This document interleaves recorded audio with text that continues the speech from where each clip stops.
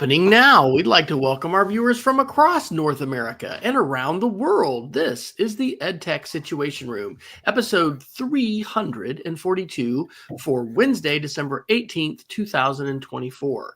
My name is Wes Fryer, and I'm here in Charlotte, North Carolina, almost on Christmas holiday. We've got one more duty morning tomorrow, and then it's Christmas break. And I am being joined actually live by my dad, who's in the room visiting with us for several weeks.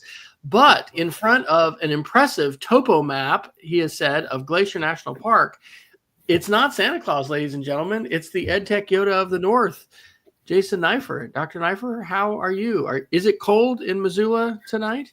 Well, I'm actually located in fabulous Great Falls, Montana, which is my hometown. And in fact, I'm hanging out at my parents' house where I'm spending a little more time lately to help out with my parents. And it is both cold and super windy here. So Great Falls is it's not really what the city is known for, but the average wind is higher in Great Falls than it is in Chicago, which is known, of course, as the Windy City. And the wind blew so hard today that a ginormous garbage can in my parents' alley, like one of the big shared garbage cans, blew into their fence. So luckily the fence stood standing, but we had to roll it back out and pick up a little bit of garbage because the wind was so hardcore. But that's kind of what the winter's like this time of year. So interesting stuff for sure. Well, it was 68 degrees today, and it is supposed to be in the 20s next week. So we've had kind of an interesting mild winter, but there's been some cold snaps, and we've had a bunch of rain. So if that rain would happen to coincide with some of the moisture, then maybe, we could have a white Christmas. But it has not snowed since we moved here in August of 2022. We did have some areas that got some dustings of snow, but anyway, it is holiday time, and I apologize that the quality of my video is so poor. I still haven't, I haven't upgraded that latest version, and I'm on that old XSplit VCam, and I was seeing Lucy Gray post on Facebook about the continuity features, in the phone and all that kind of stuff. So maybe I need to go ahead and make that jump, because you've been there for a while. What are we going to do, though, besides pontificate about weather and ramble about pixelated webcams? Well, tonight we're going to go through some tech news over the last week or two and try to shoot it through the educational prism to see if we can help provide some insights for our viewers. You can check out all the links, the ones we get to and the ones we don't, at our website, edtechsr.com/links, where you can also download the podcast itself. But tonight we have our typical collection of news, AI-related news, lots of releases in the last 2 weeks. And, there's a number of weeks where Wes and I have said this, but it's especially true this week. If you can't keep up, it's no wonder, because there's some really wild stuff that's been introduced in the last even 2 weeks that we won't even get through a small number of these stories tonight. We have some tech correction news, some social media news, security,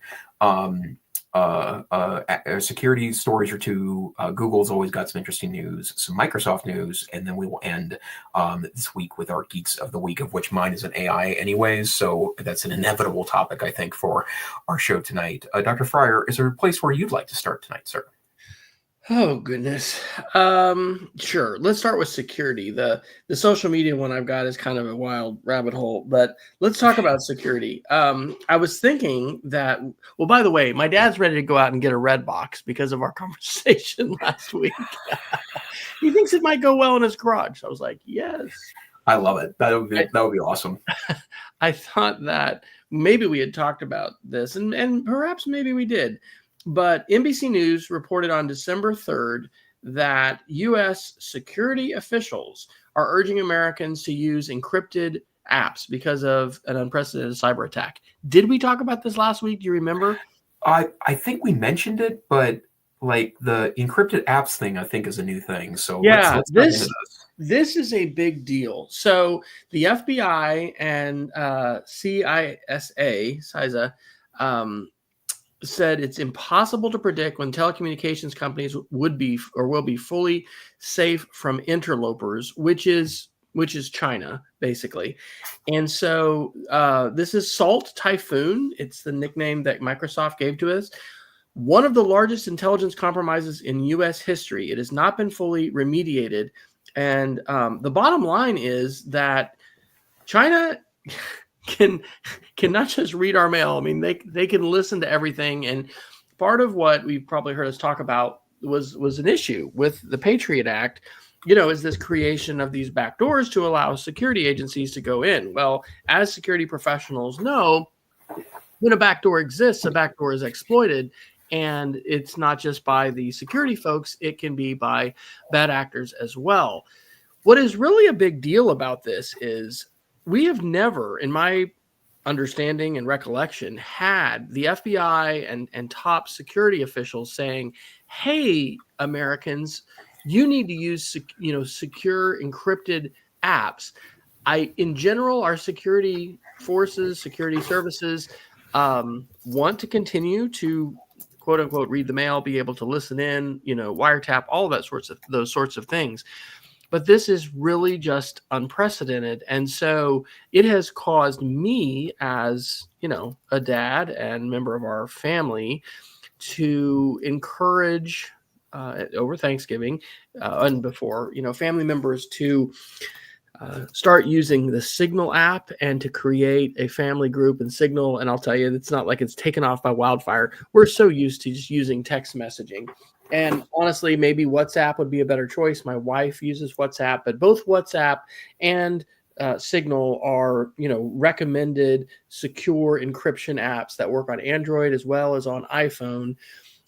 This is a really big deal. And I don't know that this is getting the kind of coverage and discussion that it really deserves because, again, privacy is something that's sort of hard to get people to understand why it's important. Well, I'm not breaking the law. Well, I'm not a criminal. Why should I care? But privacy is really the root of all our other civil liberties. And this isn't a connection made in that article, but I strongly suspect that if the Chinese government can ingest, voluminous quantities of, phone and text data from all U.S. citizens, I mean, that would be a pretty big boon to artificial intelligence systems that, rely on data to be able to, get better. So anyway, have you heard of this? And what are your thoughts? I haven't heard of this, and I find that both incredibly terrifying and very concerning. And one of the things that I think is a part of our new reality is the fact that we're clearly going to have to clean up a lot of sloppy practices from the last 20 years of internet use, right? And the amazing part about the fact that everyone has a computer in their pocket now, it means that safe use of these technologies has never been more important. And I think it's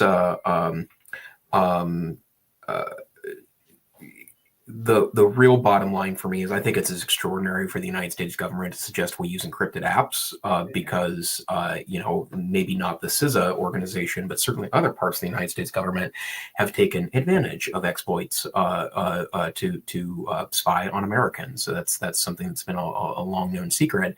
And the fact that the cybersecurity agency is essentially saying, because of the threat of international actors, that we should use the same apps that the government can't access, right? It tells me that's a serious thing. And it always feels like we're underappreciating all these cyber threats.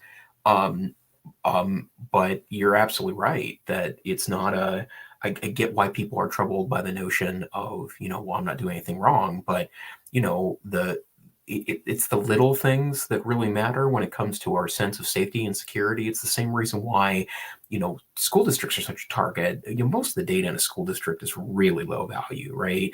Like what you got on last week's quiz is the least interesting thing ever, but that can use to terrorize you, right? Releasing that data or finding something that can even be perceived as being embarrassing, whether it is or not, is really a problem. And the fact that we certainly don't value our data as much as we should, but at the same time, just think about the number of conversations you've had one-on-one or privately with someone in order to Well, releasing something you just wouldn't want someone to hear, right? And think about how many very frank conversations you have with people that you wouldn't want to get out. Well, that's valuable data to someone that's trying to create fear, uncertainty, and doubt. And yeah, it's a strange space we're in for absolute sure. So, And I think that this potentially touches each one of us in our daily habits and routines mhm, in a way that a lot of articles will talk about, really don't. Because, I don't know how many text messages you send a day, but I send a bunch. I mhm. mean, I don't know if our devices count that or not. I know that they count screen time minutes and things like that, but there's a lot of communication that is happening, and the habits that we have are important. And I would say that we are apparently on the edge of an extremely difficult and challenging year politically in the United States. I don't think we're going to have an attempted, insurrection for the inauguration this year, mounted by Democrats. I don't think that's going to happen, but I am very concerned that the habits that we create with our communications need to be safe and secure. And this really is just like password managers. It's like this idea that, hey, you need to use a password manager, you need to use unique and very long and complex passwords, and that needs to become a habit. I am not where I feel like I need to be with the use of encryption, but this is just definitely something that should catch our attention, and it should give us pause. Not in the same way that we're like, oh, another data breach. Oh well, but like, I wonder what this would look like if I did shift into an exclusive use of an encrypted app.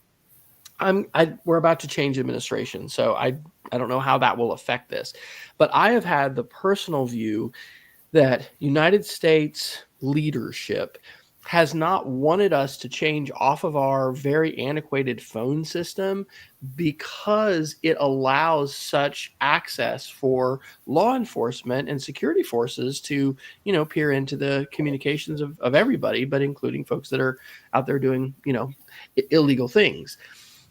This to me sounds like a change. I don't know if this will be sustained within the new administration with all the people that are going to change and potentially, agendas and things like that that'll change as well. But this is I think it's a very big deal. I think it's something we should revisit, and I think it's something we should also, we should consider whether we talk about this in school. I have not taught my kids how to use encrypted apps, and I really haven't even talked about it very much.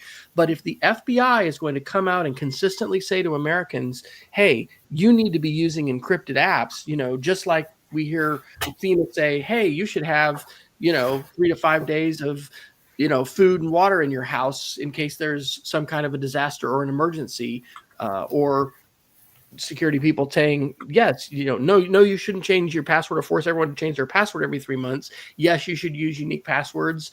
They should be complicated, and you should use a password manager. If these things are becoming not any kind of fringe advice, but mainstream, law enforcement says, FBI says, I think we need to think about the curriculum, because this shouldn't be a controversial thing. But before this article and this announcement, I think it probably would have been, to say, wait a minute, you're telling the children to use an encrypted app? So pretty big deal.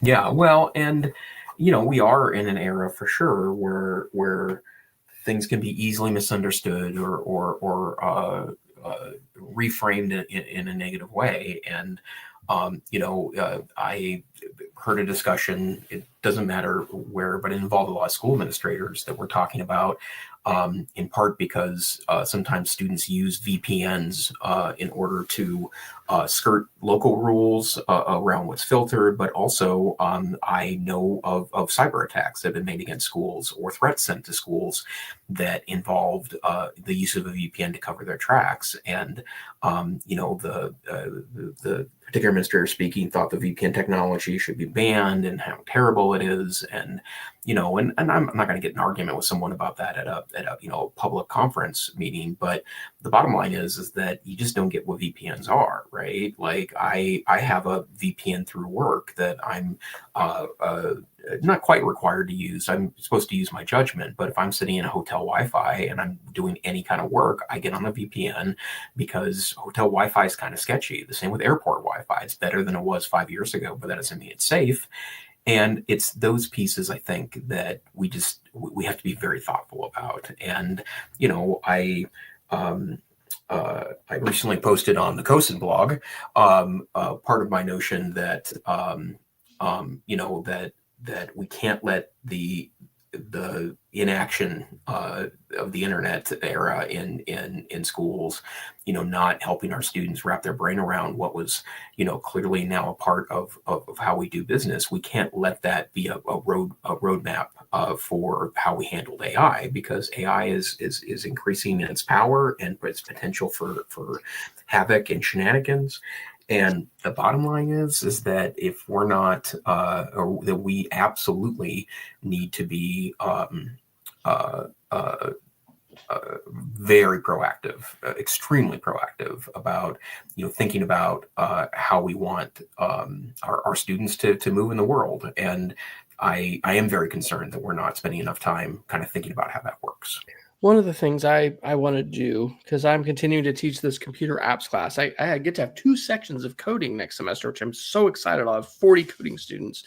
After I started with 11, my first semester, went to 11, went to 21, had 20 this semester, now 40. I'm still going to teach this computer apps class, and I am going to absolutely make, password security, privacy, and those conversations more important than I have in the past. It's very interesting because, our contexts are all different. I don't know what the situation is like in your school as you're listening to this, or whatever your local elementary and middle and high school, but we have a pretty regimented Algebra 1 and Algebra 2 curriculum. We don't have a regimented digital literacy and media literacy curriculum in this country. And, we could debate for a long time about the kinds of things that need to be on that, but it would be hard to dispute that password security, protecting ourselves against identity theft, and the social engineering ploys of bad actors,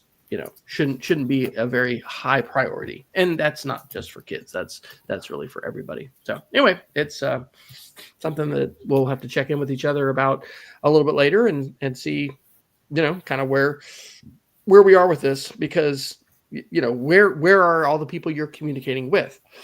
They're on email. They're using regular phone text messaging. It's going to be more specialized, to be using these other systems. So I think if we're thinking it'll be New Year's resolutions time soon, right? I think that should be something that we resolve to try to do, is to use more encrypted apps for communication this year the next year in 2025 than we did in the past. Hey, the FBI is recommending it, so yeah. All right, yeah, absolutely. What next? Well, we didn't catch our Google news last week, and later on there's some amazing AI news that I'd like to talk about in regards to Google. But let's cover a couple quick stories we didn't get a chance to cover last week. The first one is from the BBC on November 21st, and it was widely reported that the Justice Department is going to ask courts to order Google to sell its browser, like spin it off to a separate company and sell it somewhere else. And I'll admit, I can't even begin to wrap my brain around what that means for the internet, right? I mean, how are they going to make money? How's this company going to make money? Yeah, Chrome can't exist outside the rest of the architecture, right? And I get why there's this perception that they're a monopoly, and I think by several definitions they likely are, but I don't know why this solution makes any sense, right? And In It's a part, search company. It's a search yeah, company that has a browser, and that's certainly leveraged along with a lot of other things for its power. But like seriously, you're going to start a company, and your goal is that you have a free browser you're going to give to the world. Like, where is money in that? I do not yeah. know. And for me, like uh, I further really struggle with the notion that well, I mean, first, Microsoft has a browser, Apple has a browser, right? Other major tech companies have browsers. That's the way it works, and I think that that's a real problem. But I don't know. I mean, Google certainly exists in a world without Chrome because they already plug into everything else, right? So they will continue to be part of Safari, they'll continue to be part of Edge, and they'll continue to be part of Chrome when it's purchased by I don't know the Jason and Wes tech company.net. But like I don't that just doesn't make any sense to me. And it also, I don't think the Chrome browser is the problem anyways, right? It's the advertising. And there's lots of arguments to be made about that piece, but I don't really get how that fixes anything. And as an example of that too, like, does that render Chrome OS worthless? But then it's the other story that's been going around the last couple of weeks about Chrome is related to Chrome OS, and that Google is apparently thinking about moving it over to an Android base instead of a Linux base. And the way it works right now is that they've built the Chrome browser on top of Linux, which is the free source operating system.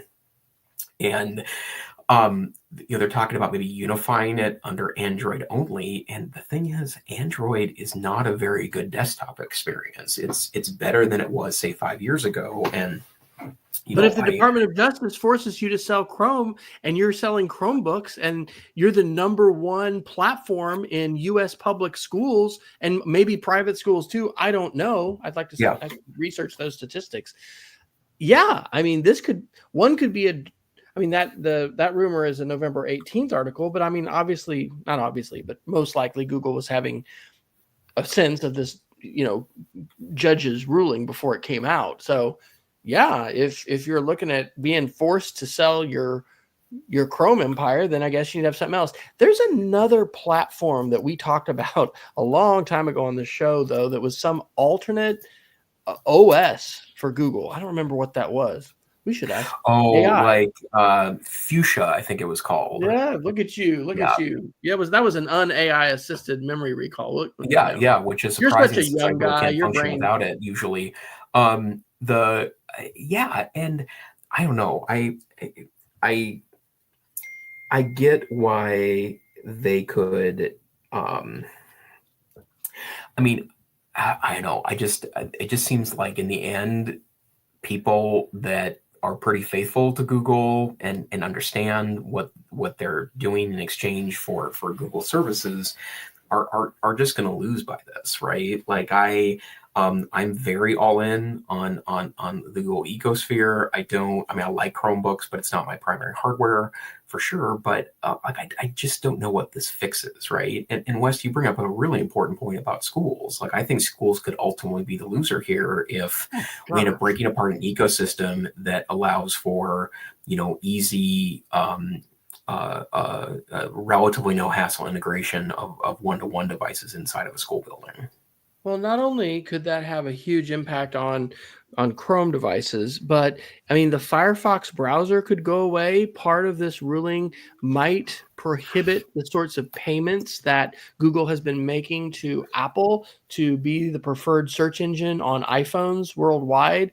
And then Mozilla's foundation, in terms of Firefox, and there are some other projects, but mainly Firefox, like, that's the money that Mozilla has. So if Google can no longer pay to be the default search engine on Firefox, that could kill Firefox. I think this is pretty scary to just show how thin our browser ecosystem is.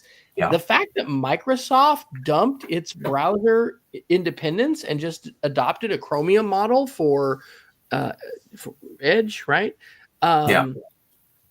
I at one time saw that as a victory because Google was the underdog and I'm cheering for Google, and Microsoft was the evil empire, yada yada yada. But we're so far away from that now, and Google has changed, I think, as a company, and there are important roles for government regulators to play. I think we're about to enter into a political season in the United States where that is not going to be a position du jour, and we may indeed see far less. We may see far less, government regulation, and we haven't seen a whole lot of it. But I dropped into the links there the Wikipedia link to Fuchsia, the operating system, a open source operating system developed by Google. In contrast to Google's Linux-based systems such as Chrome OS and Android, Fuchsia is based on a custom kernel, and I didn't know this. Its official project launch was 2021 on the first generation Google Nest Hub. It had originally had a Linux-based Cast OS. So, there are alternatives, but this is dizzying. And while I initially thought, oh, wow, the Department of Justice is actually going to rule against Google and they're going to take action, and then you see this and you're like, wait a minute, what is this a remedy for? It's a mess. Yeah, and that's exactly the question, right? Like, I've read a little bit, not enough to understand the arguments that they're making to the judge on this, but I still don't get what it fixes, right? And does it hurt Google? Well, sure, probably not as much as it hurts its customers. I'd love to see what Larry Lessig is saying about this, and folks that are both into tech and law. So maybe we can do some more follow up on this as well, because this is big stuff. Could I do one article before we do AI? Because we could end up jumping in more. Is that good for the Google stuff? Yeah, that's great. Okay. All right. Well, this is a rabbit hole, but this is important. Blue Sky. I am using Blue Sky so much. I love it. It feels like Twitter in 2007. We've had so many educators come on board. The EduSky hashtag is huge. In fact, I should have put it into show notes. Maybe I will. I'm going to do the first webinar of the year for the Media Education Lab. It's going to be about Blue Sky, how to connect with educators and do educational networking with Blue Sky. Well, TechCrunch reported on December 13th, 2024, the headline, Blue Sky at a crossroads as users petition to ban Jesse Singal over anti-trans views and harassment. Okay. So this article is from TechCrunch, a source that we've quoted multiple times on the show, not, an unfamiliar source. Fine. I did not know a lot about Jesse Singal. I didn't know about GLAAD's Accountability Project, which has, catalogs anti-LGBTQ rhetoric, discriminatory actions. Singal is now the most blocked user on Blue Sky. There's all this user outrage. The link a couple links after this, there's a change.org petition. It's cited in the article. There's now over 25,000 signatures. The petition says Blue Sky must enforce its community guidelines equally. And it basically is saying that they want him banned. And so the place where I was, found this article was Blue Sky. And it was from Renee DeResta. If you don't follow Renee, just stop everything you're doing and go to Blue Sky and Google her name and start following her. I'm going to go ahead and put the link here into the show notes. What she said 4 days ago on December 13th was, this is not a crossroads for what the article thinks it is. It's the harbinger of a period of tension between ref working in moderation and that centralization necessitated and that users are used to, and a future of decentralized user agency, but with trade-offs. In other words, what people are crying for is a centralized organization, Twitter, Facebook, Meta, the Blue Sky, team, to go ahead and do a central block against one person and say, no, you are deplatformed everywhere. And what we're moving into is decentralized social media. And so there are a variety of different tools that Blue Sky has that Twitter didn't have. I think maybe even that Mastodon doesn't have. Federated social media, decentralized. It's not just a single, entity. Okay. So the other articles here, and I'm going to throw it back to you, is I didn't know a lot about this. And so I, went to Google and I put in, Singal Blue Sky. And I found an article that Jesse Singal actually just published yesterday called Blue Sky Has a Death Threat Problem. And so he goes through this story about, I was joining, Blue Sky, and I, found that these people are calling for my death, and they're not taking action against them. Well, some of the other articles talk about Singal has been screenshotting trans users on Blue Sky and then over on his Twitter, posting them so that those people can be doxxed and harassed. This is just ugly, right? It's very ugly. But here's where I'm going to sift this, and then I'm basically going to stop because this is a rabbit hole. But wait a second, where did this article about Singal come from? Well, it's a website called The Free Press. The website is thefp.com. Well, one of the main things that I try to teach my students and model myself is that when you encounter an unfamiliar source on the internet, you use SIFT. You stop, you investigate the source, you find trusted coverage, and you trace to the original. So the Wikipedia article for the Free Press reveals that it's an online newspaper based in LA, and it started in 2021 and gives some background. So it's 2 years old. It's pretty new online newspaper. The other article that I found from it was from September, and it's called How Wikipedia Became a Propaganda Site. And I was like, wait a minute, what is this? And it goes in first to a story about how Kamala Harris was the border czar. And I'm like, what the heck? And so then I've got a factcheck.org article from August saying Trump TV ad repeats false border czar illegal immigration claims. And the bottom line is I'm just going to stop this line of investigation because there's some discredited information that's being spread by them. But it's a crazy world. I love Blue Sky, but it is a decentralized platform, and decentralized platforms do not lend themselves to the same kind of ban, InfoWars is going to be banned, across the whole platform. iTunes Store, this company, this app is banned for everybody. Decentralized media is different. So I think this is an important thing to watch. I don't know that this is something that we can talk about in school.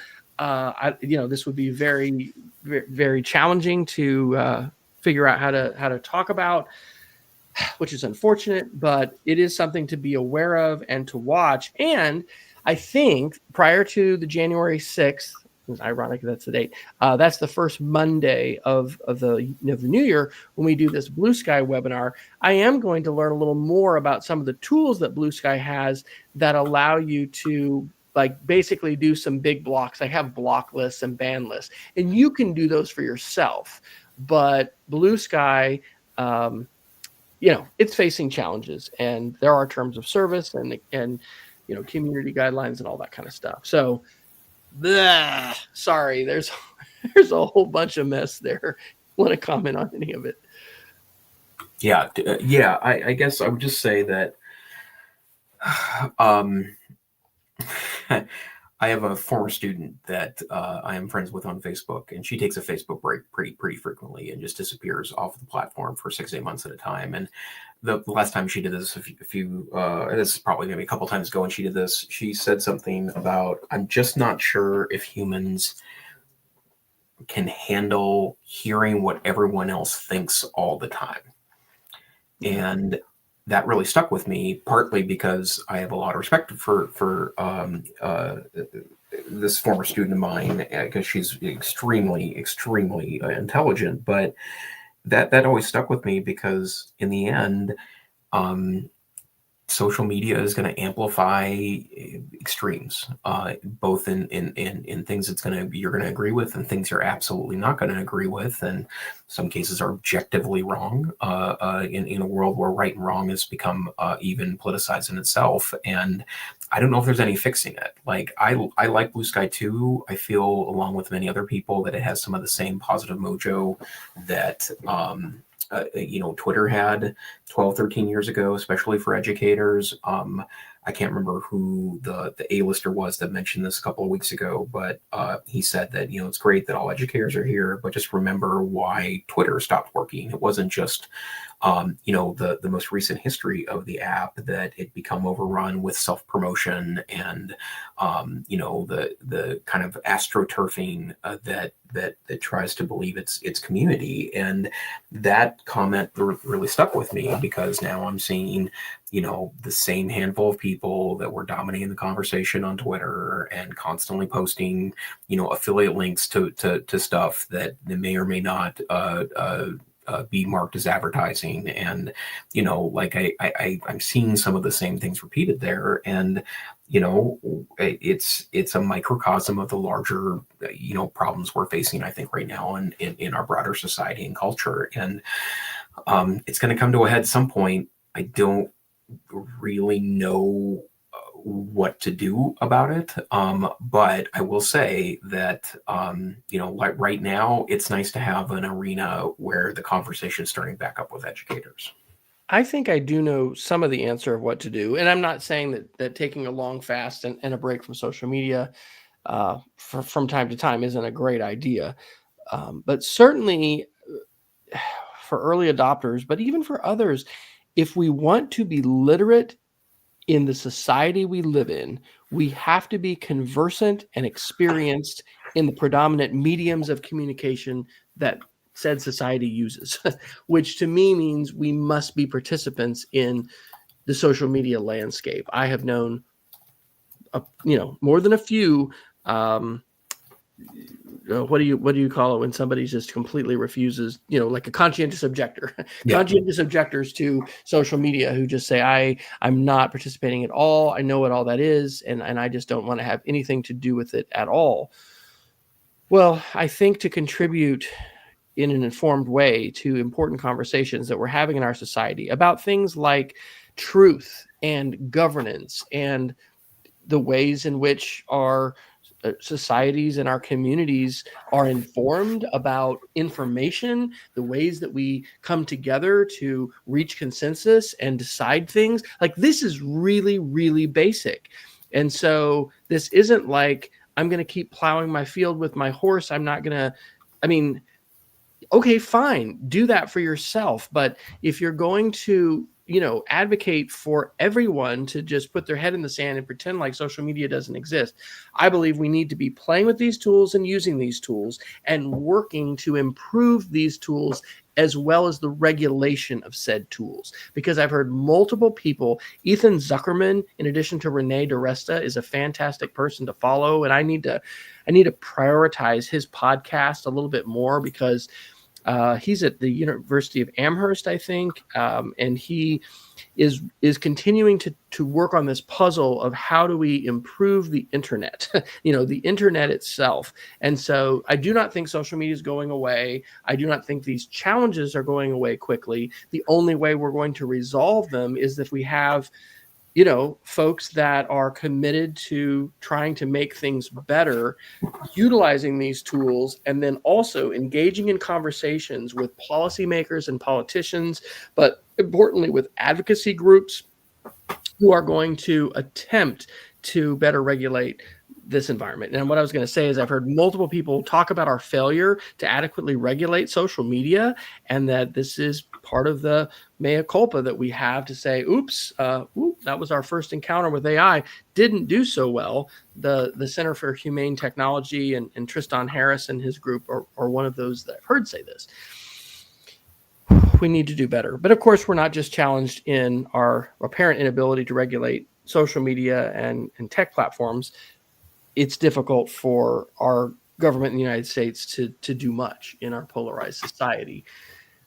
We have new majorities in both houses. Well, we're going to have a new government in a very real sense here in a few weeks. So hold on to your hats. But I think that we need to keep playing with the tools. We need to keep using the tools.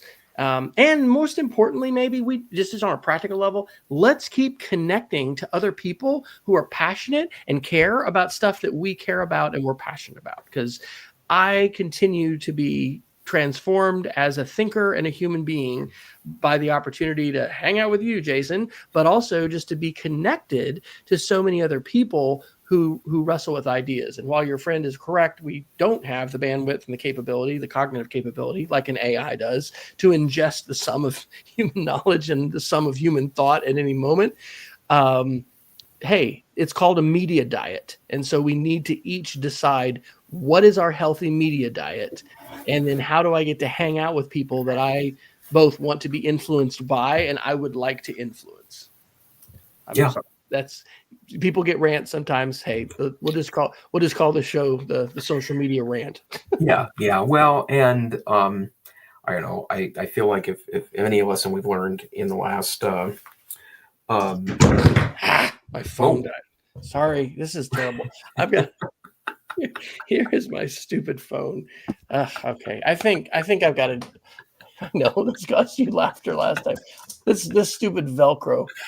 It all looks fancy, folks, but it's really just a bunch of duct tape and baling wire that makes this whole show happen. Yeah. Although that's true of my virtual school too. So, you do what you got to do, right? Should we talk about some AI? Please take us down the AI rabbit hole. I've taken us too far down the social media. Well, an easy thing to talk about is just the shocking number of things that have been released in the last week, and I think we talked about when the guys at the Hard Fork podcast said this in 2023 that they do this for a living and they're not able to keep up, right? Like keeping up is their job. But such an extraordinary set of new tools that were released in the last week, and I also feel like that there has to be at least one or two major ones from OpenAI before they finish up their 10 days of shipments, is what they're calling it, or I'm sorry, 12 days of shipments. That they're 12 days of what?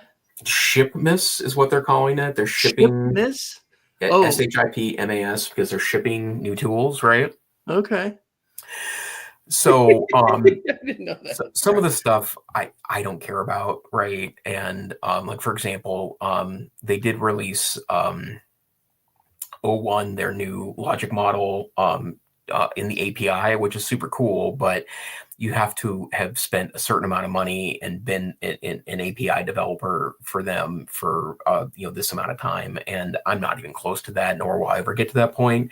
So at least right now, I can't plug O1 into my desktop, which is what I would do with that right now if I could. But the three things that are probably the most interesting that they've released is, first and foremost,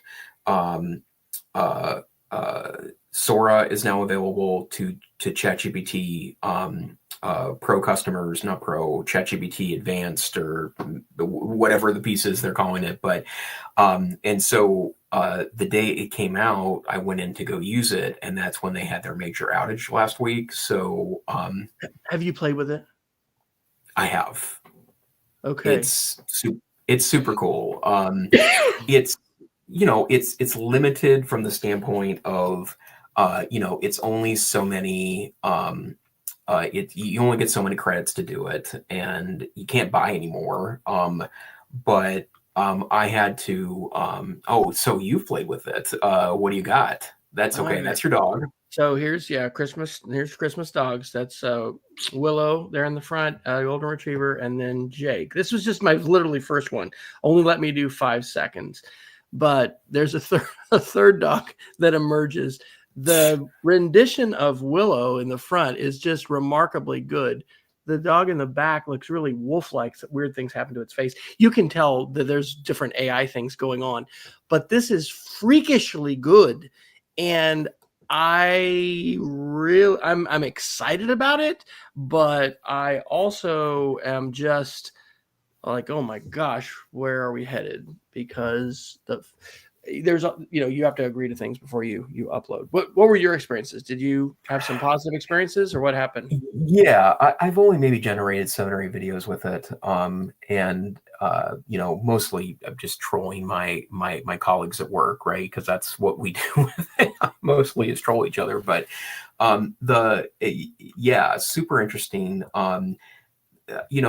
Just like AI in general, it's quite fantastic, right? And the prompt I start off with was sorry. You can tell it's close to Christmas break, folks. But um, the um, the University of Montana has a large collection of very rotund squirrels that just sit around all day picking through undergraduate pizza garbage and feeding on empty calories. And so we have a lot of pretty chubby squirrels on campus. It's kind of a famous part of campus, and it's pretty funny to watch them too. They get sad in the summer because there's no students to throw away half of their taco that they didn't finish at lunch. But so I wanted to create an image of an undergraduate fighting with a squirrel over a piece of pizza. And, it was kind of weird what it created. One of them was basically an undergraduate handing a big piece of pizza to a squirrel and then trying to pull it back. And the squirrel was very unhappy. But, I did stuff like that. But, it's only a couple of seconds, 5 seconds maximum, I think, is what it's doing right now. But pretty cool. And arguably, even in this early form, something that is, I think of it from the framework of student creativity, right? Like this is, I get that there's a lot of other things that inspires, but in the hands of a very creative student, I think we're going to see a dramatic increase in pretty interesting media developed by kids. The one I just dropped into the chat and put in the show notes is titled Golden Festive Frolic. Rockefeller Center is overrun by golden retrievers. Everywhere you look, there are golden retrievers. And the abstract creation, simply scrolling through without logging in at all to Sora and scrolling through what has been created, it is an absolutely mind-blowing thing, even with images, to say, I can speak these words and then an image is going to appear on the screen. And then like with ideogram and many other tools, you can remix that. You can further, change that. And now we are in the world of video where you can say words, you can type words, and it's just like the Ginsu knife, but there's more. You can also give it your own picture, and then you can have that brought to life and changed. I mean, as a media creator, my brain just explodes with this. And I kind of feel like maybe people aren't noticing. Like this is incredible. Yeah, and we're also starting to see an increase in the number of creators that, are saying that I am too concerned about, the wide availability of this technology, but man, does it provide an interesting additional creative outlet. And, in the end, if we said that we can't do it the way you're suggesting we do it because we've never done it that way, we'd still be stuck on, 3 networks and a lot of audience tested primetime sitcoms, and that I don't think that does us any good. And again, I really want to be super clear that I don't want to minimize that there aren't discussions we have to have about this, but man, super interesting stuff. And I do wish that my account, I don't know if yours has this too, Wes, but my account doesn't allow you to upload for the people at this point. It's a safety feature, right? And so there's quite a few photos that I was looking forward to uploading of me and especially some folks at work that we could do some funny things with. But yeah, I am looking forward to playing with this tool. And one of the things that is kind of interesting about this is that they are they're not allowing you to have API access to this yet. So third parties can't essentially license this tool and put it into theirs. Once that happens, I do think you're actually going to see a pretty dramatic increase in, maybe other tools, including things like Premiere or iMovies on Mac, where it might have an easy import of a generated video, that you could do interesting things with and interspersing with your own video. But I mean, I'm just looking at one of the images I made right now, which I have a slide that has a generate image on there that has a junky old 1970s van on it with the letters AI sprayed on the side. It's what I used to talk about, how everyone is calling their tool AI now, whether it's generative AI or not. And I asked it to kind of do a sweep around it for 10 seconds, and it took my still video, and I can now see all sides of the van, which is just crazy, and it looks pretty legit. Like, it looks like, and this was an AI image generated in the first place, but yeah, pretty wild stuff. There's a storyboard tool inside Yep. Sora. And to be clear, both Jason and I are paying for this, so therefore we Yep. have some access. I've only done 2 tests so far, and I can only do 480p or 720p. But I can now expand beyond 5 seconds, and it does have the option for me to do 10. 15 and 20 seconds are grayed out, and I may have to be like stepping into that $200 a month tier, to get to that. But it will also, which I'm not doing, by the way. My wife isn't listening anyway, but I'm not doing that. 2 videos instead of just 1 video, because like with many tools like Ideogram, but Padlet was like this too. It would create multiple options, and then you choose the one that you like the best. So anyway, this is we should write Playing with AI together, Dr. Neiffer, and publish it. That's actually a really great idea. You and I should do it. We should absolutely do it, because that is it's not all the work, but that is some of the work that we need to be doing as leaders today. Let's just say literacy leaders, because you don't even need to put the word technology in that. Yeah. Oh, yeah. Or learning leaders, because I think that it's this impactful for sure. Can you talk about Whisk? I was just going through your tools, and I'd not heard of Google Whisk. Have you played with that yet? Yeah. Let me do 2 other quick things. Sure. So you mentioned this, the ChatGPT Pro has been announced. That's their new super tier. It is $200 a month, but it gets you unlimited access to all ChatGPT services, but also access to their new super duper O1 model, which has been referred to sometimes as having PhD level and analytical skills. And Ethan Mollick bought up to the $200 tier and said that it's noticeably better. You can probably get away with regular old O1 model, which has updated a couple of times in the last few months, at doing high level analysis things. But as much as I've seen people say that was ridiculous and it's too much money, and the folks that have purchased it, that have a good use case for it, that's not most people. I would assume that it's a game changer, because it has such incredible analytical abilities. And then also they are announcing that search is available in free accounts now. So I still think that the GPT based search is not a substitute for Google, but still pretty interesting. Have you talked to Santa on your iPhone app for ChatGPT yet? I've not. I've heard it's pretty good. Well, I was stuck on it Sunday and didn't even realize I could get rid of it, because Santa will only talk about happy and fun stuff. Oh. It was fun. It was fun. We were driving around talking to Santa. It is kind of surreal to be driving around with your family, and then you're talking to the AI, and bizarre. Yeah, it's pretty wild. So okay. I see we're already near the top of the hour. I do want to get through these Google tools because do. First, I'm of the opinion that the stuff that Google announced on Friday effectively catches them up with the other big players here. And I've played just enough with Gemini 2.0 to know that it is a noticeable leap forward over Gemini 1.5. And also the tools they added to Notebook LM are nothing short of extraordinary. And I also think we're going to see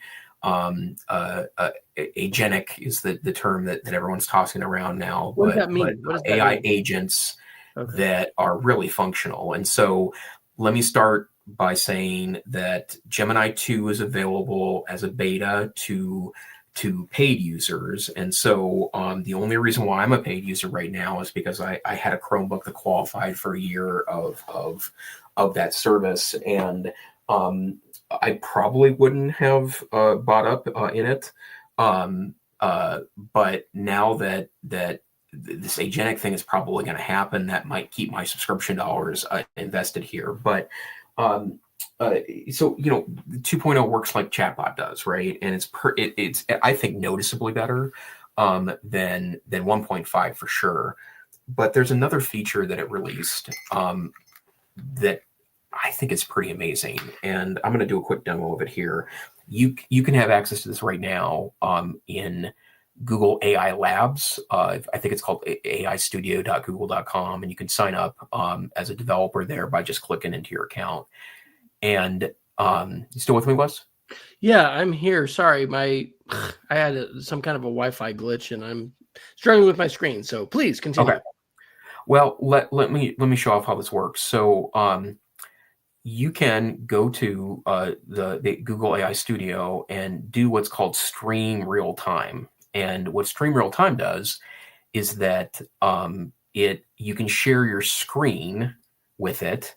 And so what I did on Friday with it was open up a Google Doc, start a conversation with the stream, and it watched me write an email. And then I said, make this email less terse and hostile.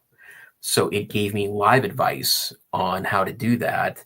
And when I said, hey, I'm done, can you take a look at it? He says, oh, that's a lot better. Good job. And immediately, right, and I've seen a lot of demos of this in the last couple of days where, it feels like that's some real sci-fi stuff going on right there, right? But I also want to point out, I'm going to start.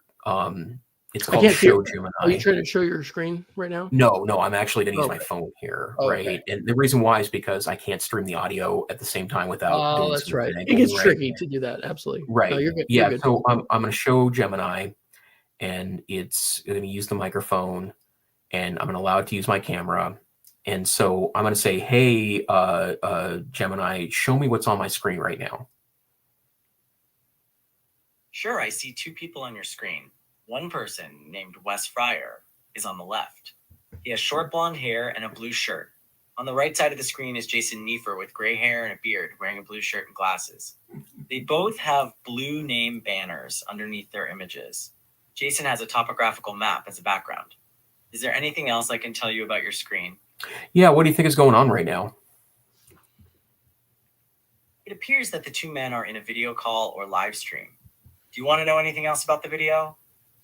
Nope, I think that's good. Is there anything else you can tell me about the broader computer here?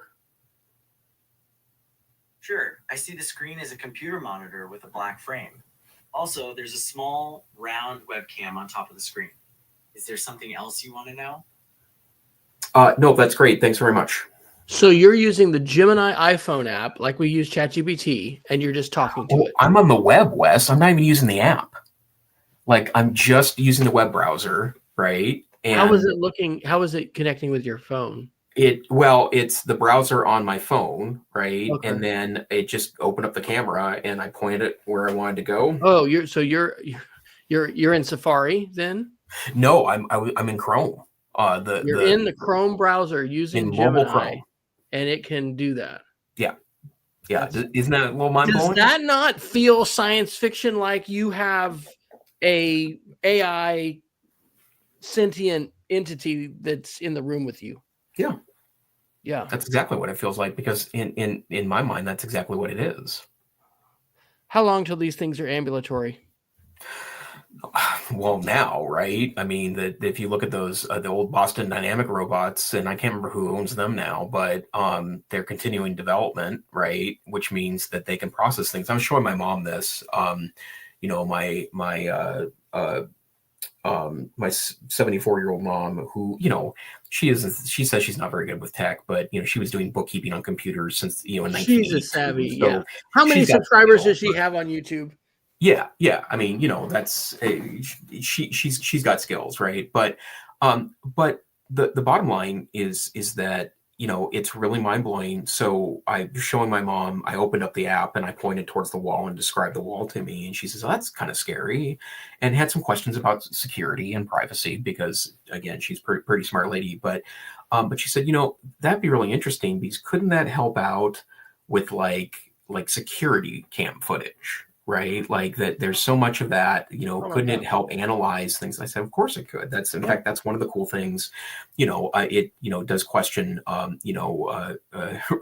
Wes's references to surveillance capitalism, right?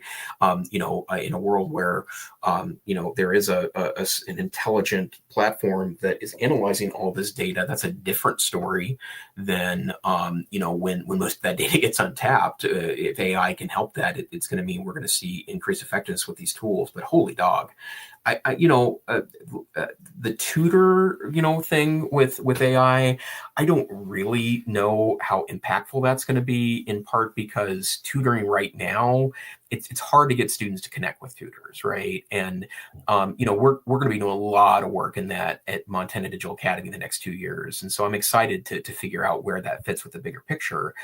But it's hard to imagine that this isn't useful in a ton of different instructional context. And I have been some conversations that I'm not really allowed to talk about outside the context of that conversation. But the ability to provide expertise to people in the midst of important conversations or learning environments, it's really hard to think that that's not going to create a lot of great opportunities for students. And I'll say this: my dad's pointing out too that we're over an hour.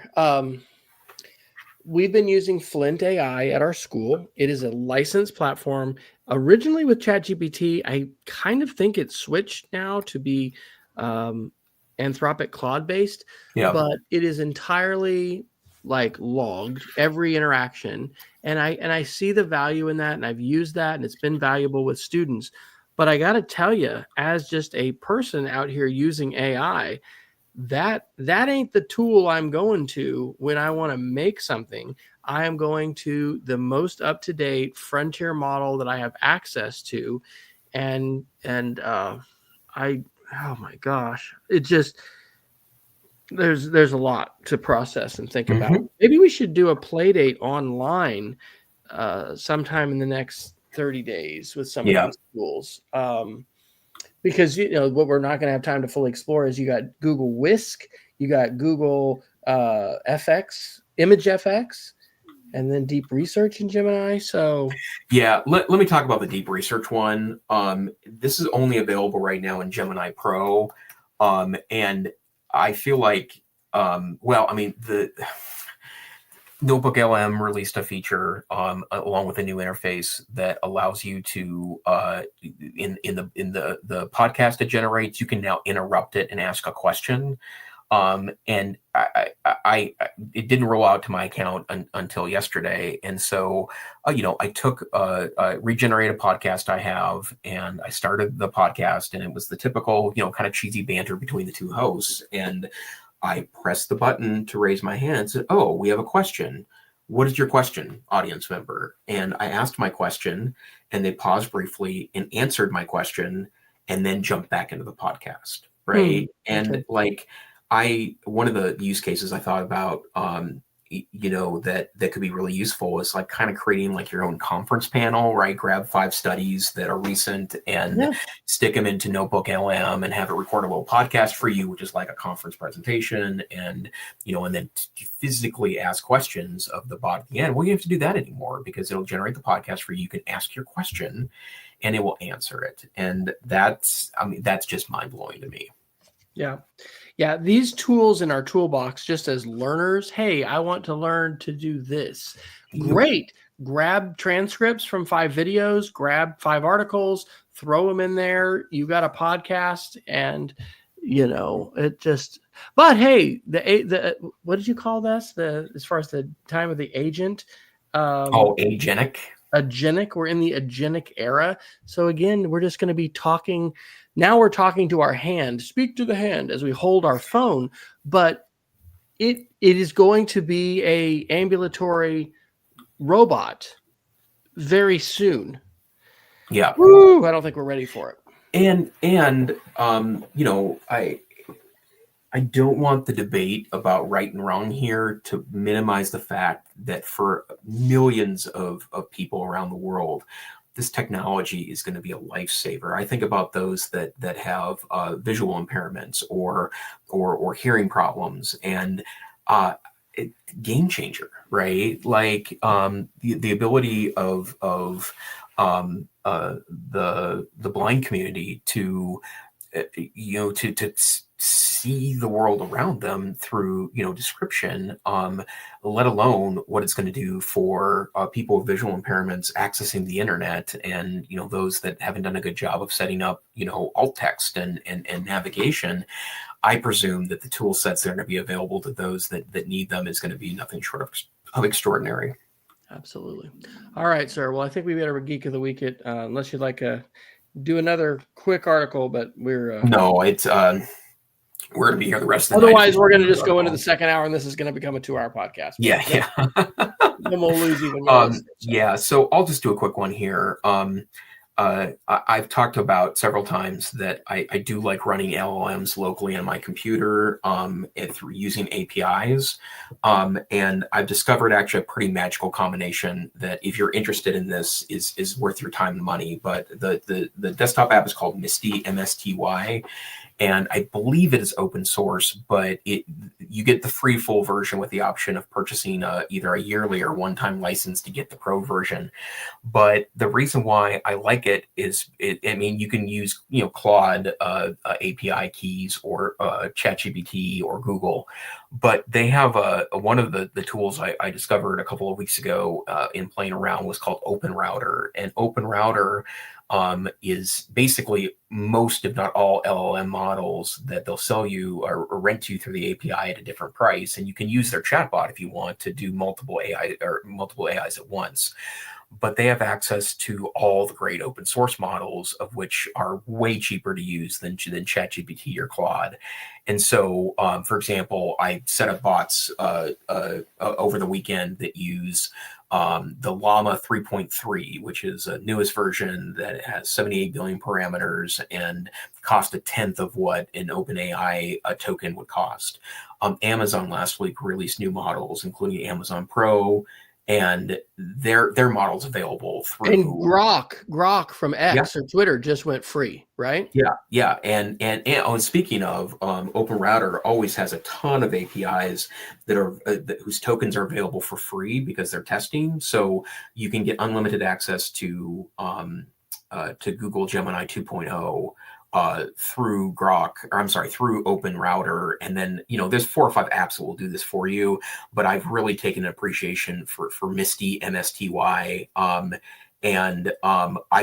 It's been my main AI chatbot the last 7 days, and my total bill is $4.11. So, and that's with tons of different models. So pretty great stuff. And Open Routers, and I just found infinite worlds. Build your own adventures, share them with friends. The AI game with unlimited freedom. Goodness gracious. Yep. Okay, mine. I just have one. This is a podcast. In addition to Renee DiResta, I recommend everyone follow Kate Starbird. She is at the University of Washington Center for an Informed Public. This is a podcast from Tech Policy Press that I've mentioned to Jason before as an outstanding podcast. This was their episode on Sunday, December 8th, and the topic is Towards Resilience, a conversation with Kate Starbird about the future of online election discourse. And one of the things that she talks about, I'm considering making this a media artifact focus of a media club meeting here in the next year, is this idea of participatory social media, and especially the way that the right has really effectively leveraged storytelling and the impact that has for governance. And it's just it's fantastic. And I've listened to it. I'm going to listen to it again. It's 33 minutes. Yay, Tech Policy Press. All right, Jason, where can people find you when you are not blowing our minds with live Gemini demos here on the EdTech Situation? You can find me in Blue Sky at Neiffer, Neif. And yourself, sir? Look at that. I'm at wesfryer.com, and I'm all over the place. But this has been the EdTech Situation Room, an almost weekly podcast on Wednesday nights coming to you from Montana and North Carolina. We appreciate your attendance here. We may take a little bit of time off for the holidays. We're not exactly sure. You can follow us on Facebook. We do not have a Blue Sky account, but you can look for the hashtag EdTechSR on Blue Sky, or you can just follow Jason or I. I am wesfryer.com on Blue Sky. We encourage you to stay. Go ahead. No, go ahead. No. We encourage you to Oh, stay savvy. I thought you were Stay talking safe. it over to me. I'm like, No. Sorry. I was just wrapping up with an incredible statement at the end. Start using encrypted apps, people. Listen to the FBI. They ain't making stuff up. Have a great week. good night.